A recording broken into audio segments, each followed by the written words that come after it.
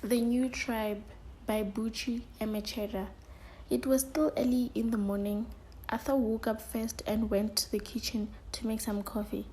Jeannie, Arthur's wife, was trying to rouse herself from sleep when a frantic ring at the door pierced the quiet house.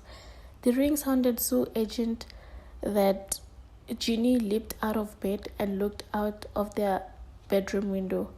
Outside, she could see Julian, the local newspaper boy, standing there with his bundle of papers wedged in the handlebars of his bicycle. She realized that there was some sort of bundle in the large basket in front. Julian was trembling. Jeannie heard the sound of the front door opening and Julian taking the bundle that thrust it at Arthur. Julian told Arthur that it was a baby he had found crying in a phone booth in town. The baby was in a Tesco bag. A Tesco bag is the name of a chain of supermarkets. Julian further explained that he thought it wise to bring the child to Arthur as he was the vixer. Jeannie took the baby and wrapped it inside her dressing gown. It was a baby girl. Arthur decided there and there that they could call the police. The authorities were called. It was the doctor, the police, and the social welfare official. The doctor inspected the child and the child was pronounced perfect. It was decided that Jeannie could look after the baby.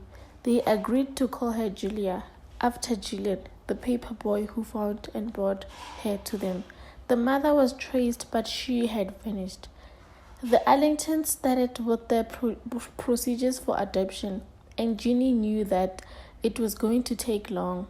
After following the lengthy procedures and interviews, they were granted consent to become adoptive parents.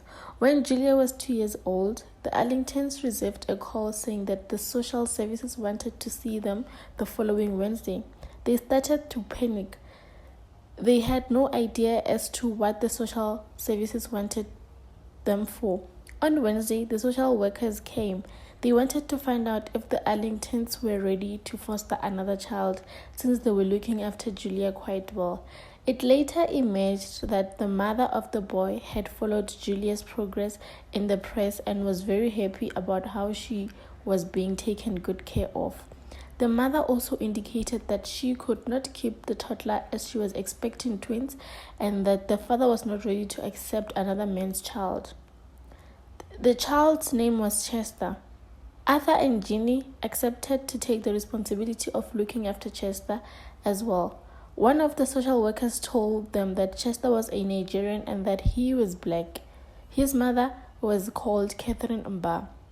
Jeannie had a wrong perception about Nigeria. She thought it was one of those countries where soldiers kept on overthrowing the democratic government, chaotic poverty, and violence. She decided to go to the libraries as to get a book about Nigeria. She was indeed surprised to learn that Nigeria was a country of many different people speaking different languages.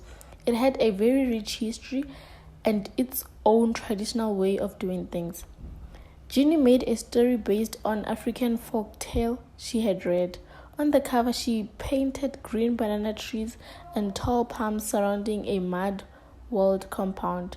The book was beautiful. She read the book to Chester every night until he came to know all the words and pictures by heart. The Allingtons were accepted by the social services as fit parents for Chester, and he was christened Chester Allington, brother to Julia Allington. The time came when Chester was sent to school for the first time. In the beginning, he was quite comfortable since the sister Julia had been in the school a year ahead of him. She had been telling him stories about the school. The first day at lunch time, he felt uncomfortable and started crying, and Julia was called from the other class to come and save the situation. Julia had always been very helpful and protective to his brother. Chester looked different from other kids. It was Julia's responsibility to protect her brother. Miss Miller was the school dinner lady, and her son, Ray, was a close friend to Chester Allington. Towards the end of the first term, the children were to prepare a Christmas nativity play, and Chester was chosen to be the leader of 3 wise men from the east. His mother made him a costume for that part in the play. It was a long purple robe like one in the Bible illustration. One day, as the Allington were preparing for a trip to the sea, Chester asked his father who his real mother was. Arthur inquired from Chester as to why he was asking such a question. Chester replied by saying that he just wanted to know who his real parents were, because at school they said that he couldn't be their son because he was black.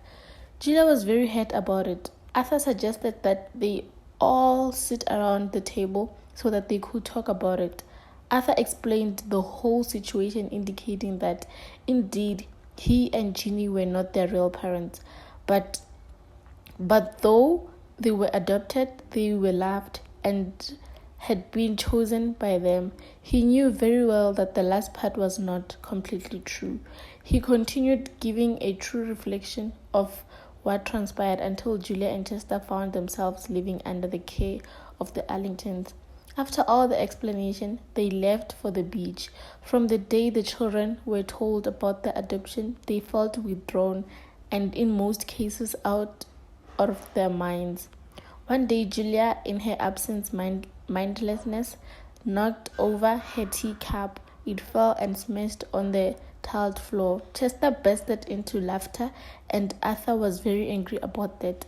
A row ensued, and Ginny intervened to calm the situation. Chester was punished by washing the breakfast things before he went to school. Near Christmas, Ginny was making a robe for Chester. When she called him to come and try the robe, Chester ran away to the miller's. He did not want to. He was no longer keen on that part of King anymore. Perhaps he did not want to be stereotyped. This was very important for his development, to choose that he wanted to make up to Ginny. Chester made a Christmas card for her and also bought her a present, a diary. The development message of my piece of story by Bushi Emecheta falls under human rights. Chester deserved to be treated fairly and equally. There was no equality between Julia and Chester because the father, who was Arthur, did not treat them the same. Another message could be poverty from Chester's mother, who could not raise Chester because she was expecting twins, and that the father could not take another man's child. Sustainability and the environment. Nigeria, where Chester was born, is not a very nice place or conducive place for the well-being of a child, as it was violent in a way.